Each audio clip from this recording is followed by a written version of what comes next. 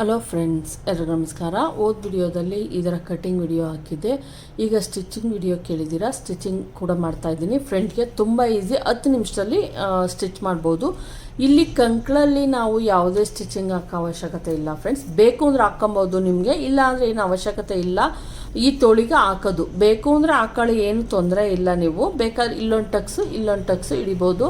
2 Tux ಅಂದಾಗ ಇಲ್ಲಿ ಅಷ್ಟೇ ಇರುತ್ತೆ, ಇಲ್ಲೇನು ಹಿಡಿಯೋ ಅವಶ್ಯಕತೆ ಇರಲ್ಲ. ಬೇಕು ನಿಮಗೆ ಅಂದರೆ ಹಿಡ್ಕೊಬೋದು ಅಷ್ಟೇ. ನಾನಿಲ್ಲಿ ಯಾವುದೇ ಸ್ಟಿಚಿಂಗನ್ನು ಹಾಕ್ತಾ ಇಲ್ಲ, ಇಲ್ಲಿ ಯಾವುದೇ ಸ್ಟಿಚ್ಚನ್ನು ಹಾಕಲ್ಲ ಫ್ರೆಂಡ್ಸ್. ಇಲ್ಲಿ ಮಾತ್ರನೇ ಸ್ಟಿಚಿಂಗನ್ನು ಹಾಕ್ತೀನಿ. ಬೇಕು ಅಂದ್ರೆ ಹಾಕ್ಕೊಬೋದು ನೀವು, ಇಲ್ಲ ಅಂದ್ರಿಲ್ಲ. ನೋಡೋಣ, ಇಲ್ಲಂತೂ ಕಂಪಲ್ಸರಿ ಹಾಕಲೇಬೇಕು. ನಾನೇನು ನೆನೆ ಕಚ್ಚನ್ನು ಮಾಡಿದ್ನೋ, ಇಲ್ಲಿ ಕಚ್ ಮಾಡಿದ್ದೀನಲ್ಲ 2 ಸೈಡ್ಗೆ, ಇಲ್ಲಿ ನಾನು ಕರೆಕ್ಟಾಗಿ ಹಿಡ್ಕೊಂಡು ಫಸ್ಟು ನಾವು ಏನು ಮಾಡಬೇಕಪ್ಪ ಅಂದರೆ, ಎಲ್ಲಿಗೆ ಕಚ್ಚನ್ನು ಹಾಕೊಂಡಿದ್ದೀನೋ ಅಲ್ಲಿಂದ ಕರೆಕ್ಟಾಗಿ ನಾನು ಏನು ಮಾಡ್ತೀನಿ, ಈ ಥರ 6 ಇಂಚ್ ಹಾಕಿದ್ನಲ್ಲ ಅಲ್ಲಿಗಾನ ಒಂದು ಸ್ಟಿಚ್ಚನ್ನು ಹಾಕ್ತೀನಿ ಫ್ರೆಂಡ್ಸ್. ಯಾಕಂದರೆ ಇದು ನಮ್ಮದು ಲೈನಿಂಗು ಮತ್ತು ಇದು ಹಿಡ್ಕೊಂಡ್ಲಿ ಅಂತ ಅಷ್ಟೇನೇನೆ.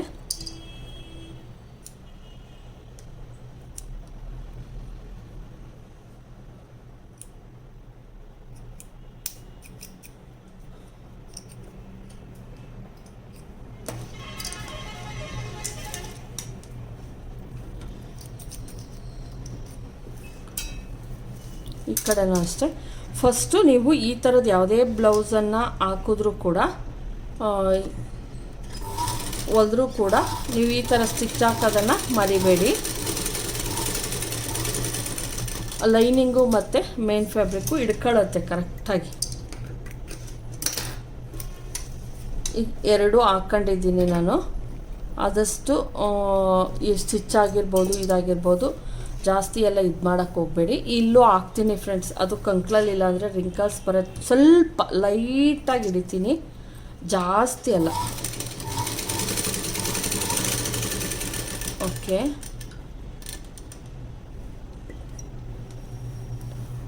ನಾವು ಯಾವುದೇ ರಿಸ್ಕನ್ನು ತೆಗೆದುಕೊಬಾರ್ದು ಫ್ರೆಂಡ್ಸ್. ಇದನ್ನು ನೆಟ್ಟಾದಾಗ ತುಂಬ ಕೇರ್ಫುಲ್ಲಾಗಿ ಸ್ಟಿಚ್ಚನ್ನು ಹಾಕಿ, ಭಯ ಬೀಳೋಕ್ಕೆಲ್ಲ ಹೋಗಬೇಡಿ, ಏನಾಗಲ್ಲ. ನೋಡಿ ಫ್ರೆಂಡ್ಸ್, ನಾನು ಇಲ್ಲೂ ಕೂಡ ಸ್ಟಿಚಿಂಗ್ ಹಾಕ್ತೆ, ಇಲ್ಲಿ ಸ್ಟಿಚ್ ಹಾಕ್ತಿದ್ದೀನಿ, ಕಂಕ್ಳ ಸ್ಟಿಚ್ ಹಾಕಿದ್ದೀನಿ.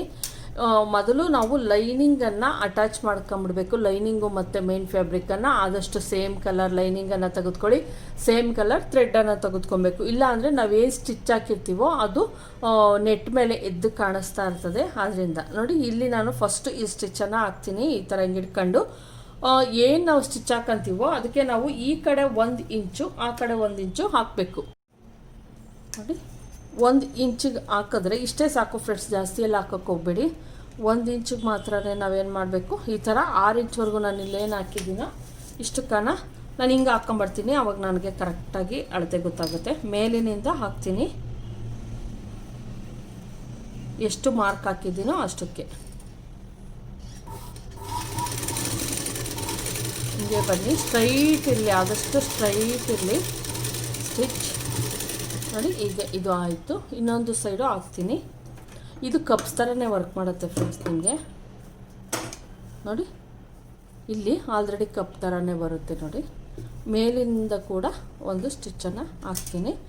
1 ಇಂಚಷ್ಟು ಅಥವಾ 2 ಇಂಚ್, 1.5 ಇಂಚಷ್ಟು ಗ್ಯಾಪ್ ಇರಲಿ. ಇಲ್ಲಿ ತುಂಬ ಚಿಕ್ಕದಾಗಿ ಹಾಕ್ತೀನಿ ಫ್ರೆಂಡ್ಸ್, ತುಂಬ ದೊಡ್ಡದಾಗಿ ಹಾಕಲ್ಲ, ಸ್ವಲ್ಪ ಸುಮಾರಾಗಿ 1/4 ಇಂಚಷ್ಟು ಹಾಕಿದೆ. ತೋರಿಸ್ತೀನಿ ನಾನು ನಿಮಗೆ. ನೋಡಿ, ಇಲ್ಲಿ ಇಷ್ಟಕ್ಕೆ ಹಾಕಿದ್ದೀನಿ ಅಷ್ಟೇ, ಜಾಸ್ತಿ ಹಾಕಿಲ್ಲ, ಇಷ್ಟನ್ನು ಹಾಕಿದ್ದೀನಿ. ಯಾಕಂದರೆ ಕಂಕ್ಳಲ್ಲಿ ಯಾವುದೇ ರಿಂಕಲ್ಸ್ ಬರಬಾರ್ದು ಅನ್ನೋ ಕಾರಣಕ್ಕಷ್ಟೇ ಫ್ರೆಂಡ್ಸ್, ಇನ್ನೇನಿಲ್ಲ. ಈ ಕಡೆನೂ ಅಷ್ಟೇ ಸೇಮ್.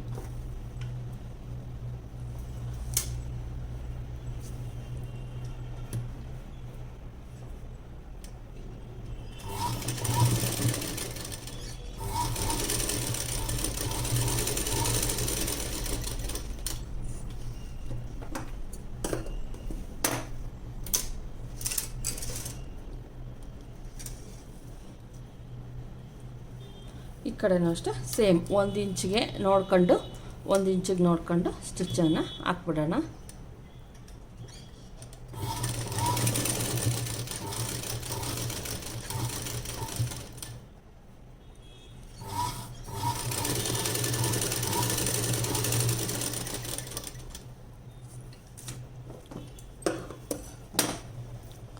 ನೋಡಿ ಫ್ರೆಂಡ್ಸ್, ನಾವು 2 ಟಕ್ಸ್ ಹಾಕಿರೋ ಕೂಡ ನೀಟಾಗಿ ಅಂದರೆ ಸೇಮ್ ಪ್ರಿನ್ಸಸ್ ಕಟ್ ಥರನೇ ಕಾಣಿಸ್ತಿರ್ತದೆ, ಆದರೆ ಪ್ರಿನ್ಸಸ್ ಕಟ್ ಅಲ್ಲ. ನೋಡ್ತಾ ಇರ್ಬೋದು, ಇಲ್ಲೇನು ನಾರ್ಮಲ್ಲಾಗಿ ನಾವೇನು ಕಪ್ಸ್ ಹಿಡ್ದಾಗ ಹಿಡಿತೀವೋ ಸೇಮ್ ಬಂದಿರುತ್ತೆ. ಕೆಳಗಡೆ ಏನು ಮಾಡ್ಬೋದು ನೀವು, ಇದನ್ನು ಒಂದು ಚೂರು ನೀವು ಮಡಿಸಿದ್ರೂ ನಡೆಯುತ್ತೆ, ಇಲ್ಲಾಂದರೆ ಈ ಥರ ಬೇಕಾದರೆ ಇಷ್ಟು ಕಟ್ ಮಾಡಿದ್ರೆ ಸಾಕು. ಪಟ್ಟಿಯನ್ನು ಕೊಡಬೇಕಲ್ಲ, ಅದಕ್ಕೋಸ್ಕರ ಅಷ್ಟೇ. ಈ ಥರ ಹಿಡಿಬಾರ್ದು, ಅದನ್ನ ಕಾಣುತ್ತಷ್ಟೇ, ಏನಿಲ್ಲ. ನೋಡಿ, ಇದನ್ನು ನಾರ್ಮಲ್ಲಾಗಿ ಇಲ್ಲಿ ಈ ಥರ ಪಟ್ಟಿಯನ್ನು ತೆಗೆದುಕೊಳ್ಳಿ, ಕಾಟನ್ ಪಟ್ಟಿ. ಇದನ್ನು ನಾವು ಇನ್ನು ಮಾಡಿದ್ರೆ ಆಯಿತು.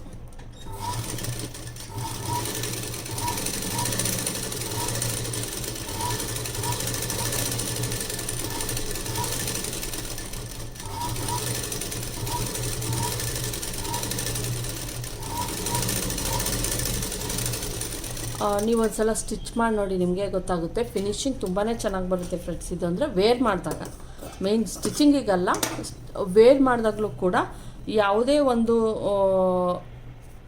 ಶೇಪ್ ಇಲ್ದಂಗಾಗಲಿ ಆ ಥರ ಎಲ್ಲ ಆಗಲ್ಲ, ನೀಟಾಗಿ ಬರುತ್ತೆ. ಟ್ರೈ ಮಾಡಿ, ನಿಮಗೆ ಅಥವಾ ನಿಮ್ಮ ಮನೇಲಿ ಯಾರಾದರೂ ಇದ್ದರೆ ಒಂಥರ ಟ್ರೈ ಮಾಡಿ.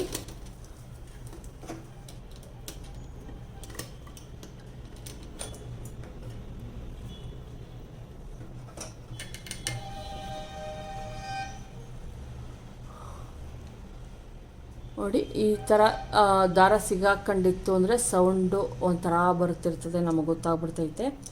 ಮತ್ತು ಟೈಟ್ ಆಗಿಬಿಡುತ್ತೆ ಸ್ಟಿಚ್ಚು. ಅವಾಗೆಲ್ಲ ನೋಡಿ ಕೇರ್ಫುಲ್ಲಾಗಿ ತಿರ್ಗಾ ಮತ್ತೆ ತೆಗೆದು ನೀಟಾಗಿ ಹಾಕ್ಬಿಟ್ಟು ಸ್ಟಿಚ್ಚನ್ನು ಮಾಡಿ.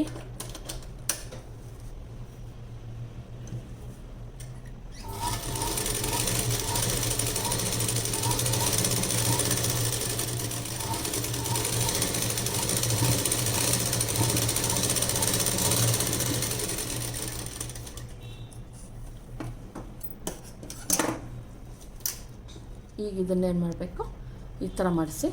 ಇದನ್ನು ಅಷ್ಟೇನೇ, ಇದೇನಿರುತ್ತೋ ಹಿಂಗೆ, ಇಲ್ಲಾಂದರೆ ನಮಗೆ ಶೇಪ್ ಅಷ್ಟು ಇದಾಗಲ್ಲ. ಈ ಥರ ಮಾಡಿ ಸ್ಟಿಚ್ ಮಾಡಿ, ಇಲ್ಲಾಂದರೆ ಇನ್ನೂ ಒಂದು ಸ್ವಲ್ಪ ಈ ಥರ ಕಟ್ಟಿಂಗ್ ಮಾಡಿಬಿಡಿ. ಏನಾಗಲ್ಲ, ನೀವು ಅನ್ಕೊಂತೀರಣ ಏನಾಗುತ್ತೆ ಅಂತ, ಖಂಡಿತ ಏನೂ ಆಗಲ್ಲ.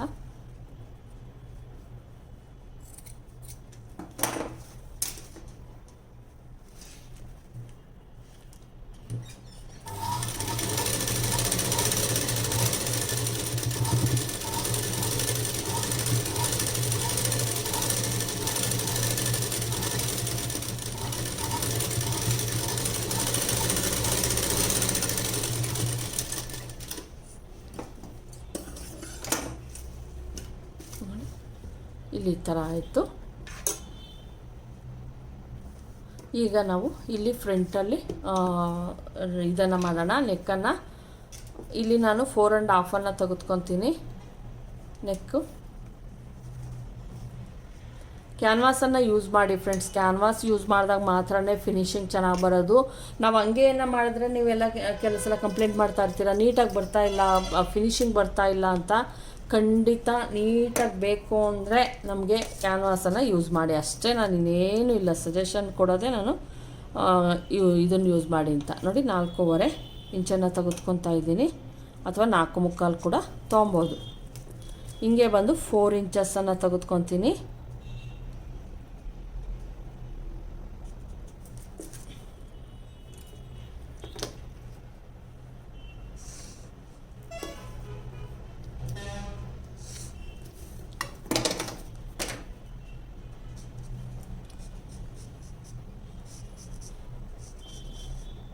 ಅವ್ರಿಗೆ ನೆಕ್ ಒಂದು ಸ್ವಲ್ಪ ಡೀಪ್ ಬೇಕಿತ್ತಂತೆ, ಹಂಗಂತ ಹೇಳಿದರು. ತೀರಾ ಬೋಟ್ ನೆಕ್ ಎಲ್ಲ ಬೇಡ, ಸ್ವಲ್ಪ ಡೀಪ್ ಕೊಡಿ ಅಂತ.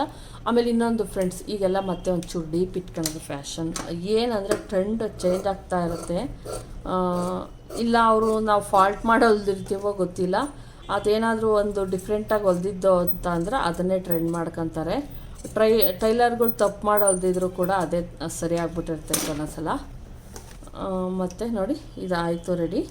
ಈಗ ಇದನ್ನು ನಾನೇನು ಮಾಡ್ತೀನಿ, ಇಲ್ಲಿ ಈ ಬಟ್ಟೆಗೆ ಅಟ್ಯಾಚ್ ಮಾಡ್ತೀನಿ. ನೀವು ಆದಷ್ಟು ಪ್ರೆಸ್ಸಿಂಗನ್ನು ಮಾಡ್ಕೊಳ್ಳಿ, ಯಾಕಂದರೆ ನೀಟಾಗಿ ಕೂರುತ್ತೆ. ನಾವು ಪ್ರೆಸ್ಸಿಂಗ್ ಮಾಡ್ಕೊಂಡಾಗ ನೀಟಾಗಿ ಹಂಗೆ ಸ್ಟಿಫಾಗಿರುತ್ತೆ ಬಟ್ಟೆ, ಅದರಿಂದ ಪ್ರೆಸ್ಸಿಂಗ್ ಮಾಡ್ಕೊಳ್ಳಿ. ನೋಡಿ ಫ್ರೆಂಡ್ಸ್, ಇದನ್ನು ಮಾಡ್ಕೊಂಬಂದಿದ್ದೀನಿ. ಈಗ ಇದನ್ನು ನೀಟಾಗಿ ಸ್ಟಿಚ್ಚನ್ನು ಹಾಕ್ಕೊಂಬಿಡೋಣ.